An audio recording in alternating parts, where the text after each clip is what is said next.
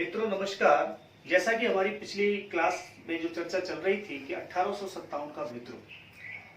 1857 का विद्रोह और विद्रोह से संबंधित जो प्रमुख जो केंद्र थे उन केंद्रों के बारे में जानने का हमने प्रयास किया था कि किस तरीके से इन केंद्रों पर, या ये कहें कि जहां जहां ये विद्रोह भड़का वहां पर किन किन के द्वारा नेतृत्व किया गया। आज हम जिस विषय पर बात करने जा रहे हैं 1857 के विद्रोह का स्वरूप क्या है। वैसे हमारी कल चर्चा थी कि 1857 का विद्रोह जिसे विभिन्न इतिहासकारों ने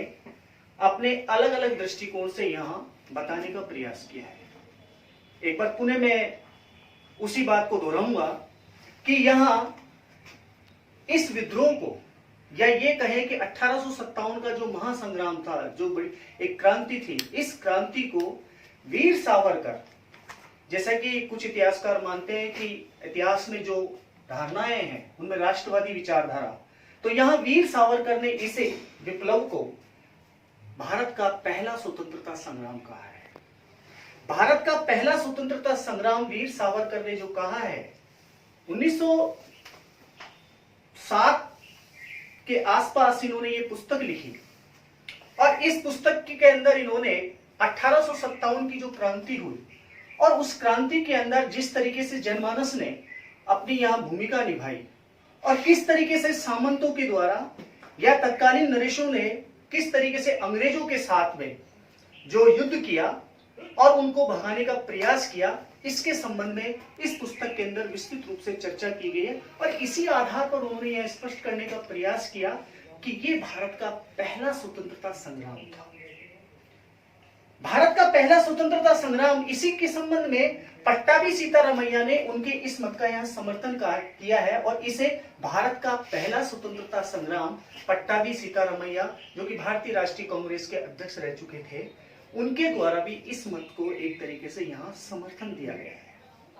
अशोक मेहता जिन्होंने अपनी पुस्तक लिखी द ग्रेट रिवोल्ट, यानी कि अर्थात 1857 की इस क्रांति को उन्होंने द ग्रेट रिवोल्ट कहा है, और इसमें भी उन्होंने इसे राष्ट्रीय विद्रोह घोषित करने का यहां प्रयास किया गया है। कहने का मतलब है कि सावरकर जो बात कहते हैं कि तत्कालीन समय में जो विद्रोह जिसने पूरे राष्ट्र को एक सूत्र में बांधने का कार्य किया, हिंदू और मुस्लिम ने कंधे से कंधा मिलाकर के नहीं, एक तरीके से इस युद्ध के अंदर भाग लिया और अंग्रेजी सत्ता को, कंपनी राज को खत्म करने की या कंपनी राज को समाप्त करने के लिए उनके द्वारा ये एक आंदोलन शुरू किया गया, जिसमें उन्हें लगभग सफलता भी मिली। पूर्णतः सफलता तो नहीं मिल पाई, क्योंकि जिस तरीके से कुछ देशी रियासतों के नरेशों ने अंग्रेजों का साथ इसमें दिया, तो ये पूरा का पूरा जो विप्लव था ये विफल हुआ। उसके हम चर्चा बाद में करेंगे। लेकिन कहा जाता है कि ये जो 1857 का जो विद्रोह था, जिसे वीर सावरकर पहला स्वतंत्रता संग्राम कहते हैं, इसी की यहाँ दूसरी ओर कुछ लेखक जो कि मार्क्सवादी विचारधारा से प्रेरित हैं, वो इसकी आलोचना करते हैं, और उन आलोचना करने वालों में सबसे पहला प्रमुख नाम आता है आरसी मजूमदार। आरसी मजूमदार इसे न केवल राष्ट्रीय विद्रोह बल्कि पहला स्वतंत्रता संग्राम का विद्रोह भी नहीं मानते, केवल इसे एक सैनिक विद्रोह मानते हैं। आरसी मजूमदार, जैसा कि पिछली क्लास में मैंने बताया था, आरसी मजूमदार साहब का मानना है कि यह जो विद्रोह हुआ,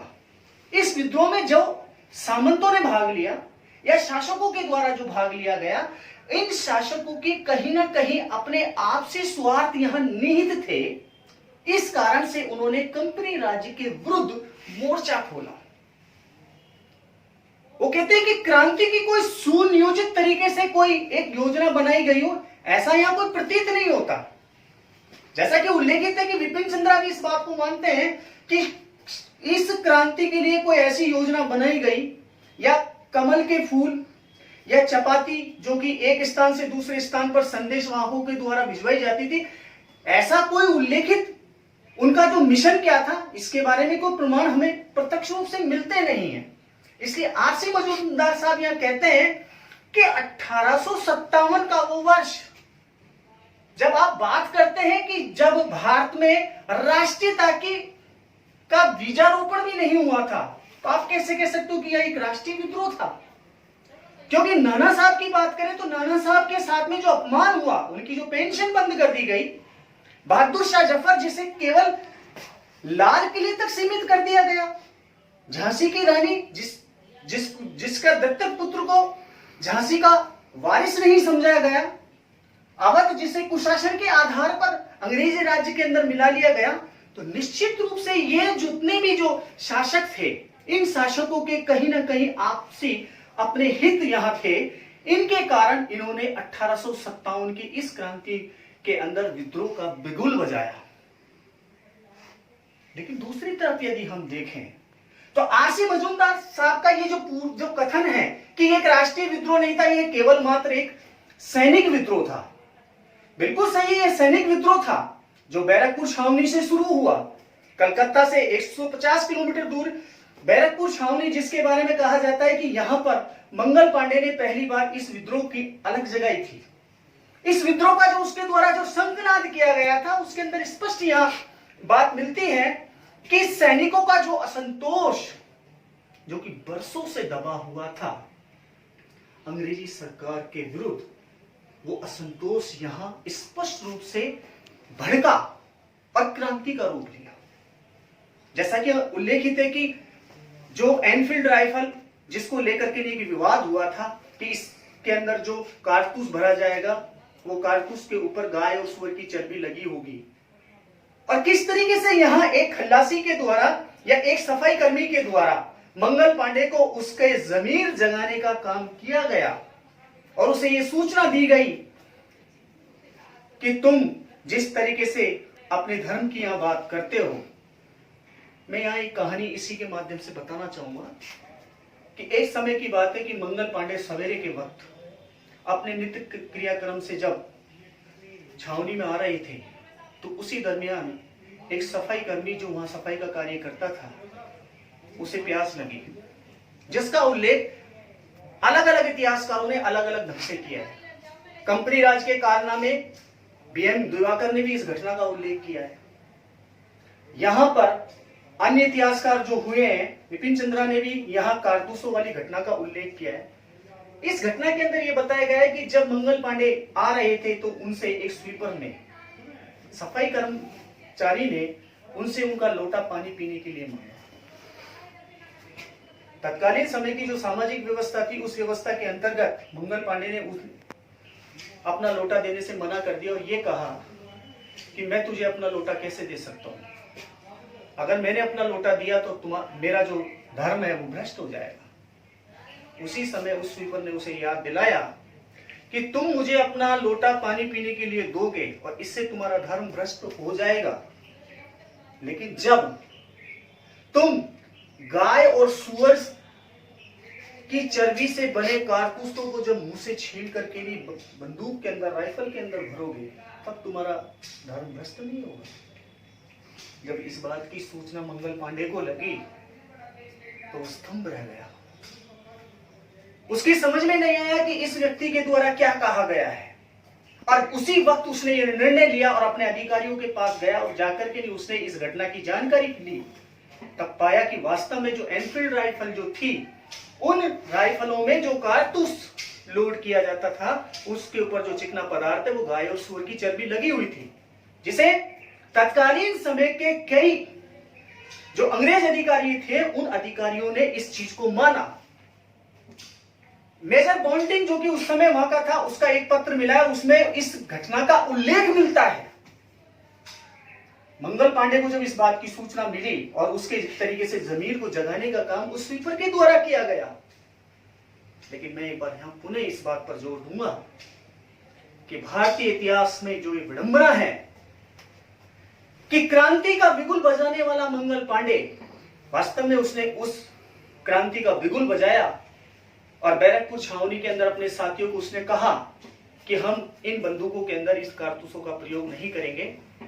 कुछ ही समय पश्चात उसको ये फांसी दे दी गई और कहा जाता है कि जिस स्वीपर के द्वारा ये जानकारी मंगल पांडे को दी गई, उस स्वीपर को भी मौत के घाट अंग्रेजों के द्वारा उतार दिया गया, या कहें कि उसे भी फांसी की सजा दे दी गई। भारतीय इतिहास में इस घटना का तो उल्लेख मिलता है, लेकिन भारतीय इतिहासकारों का जो पूर्वाग्रह था वो कहीं ना कहीं इस बात से स्पष्ट झलकता है कि एक स्वीपर के द्वारा एक सैनिक को उसके धर्म को चुनौती देने का काम किया गया, और एक महत्वपूर्ण जानकारी जब दी गई, इस घटना को इतिहासकारों ने तवज्जो नहीं दी। ये बड़ा ही विचारणीय प्रश्न है। ऐसे विषयों पर आज वास्तव में एक शोध की आवश्यकता है। खैर, मंगल पांडे को जब फांसी दी गई, और यह मंगल पांडे को फांसी पर लटकाने के पश्चात इस क्रांति की जो आग की लपटें थी उसने समूचे उत्तर भारत को घेर लिया। और उत्तर भारत को घेरने के पश्चात आप देखते हैं कि मेरठ के अंदर जब ये विद्रोह हुआ और मेरठ के बाद में देश के विभिन्न भागों में ये विद्रोह हुआ, तो कहने का अभिप्राय ये बिल्कुल सही है कि ये विद्रोह जो शुरू हुआ, इसका जो तात्कालिक कारण माना जाता है वो सैनिक कारण माना जाता है। सैनिकों की छावनी से ये विद्रोह शुरू हुआ, लेकिन इसमें भी कोई दो राय नहीं कि उन सैनिकों को कहीं ना कहीं भारतीय जनमानस के द्वारा सहयोग प्रदान किया गया था। इसलिए आरसी मजूमदार साहब की ये बात कि ये राष्ट्रीय विद्रोह नहीं था, यह बिल्कुल सही नहीं है। सावरकर जिन्होंने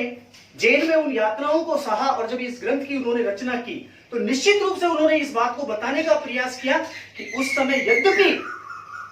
सामंतों के आपसी स्वार्थ रहे होंगे, शासकों के अपने स्वार्थ निहित रहे होंगे,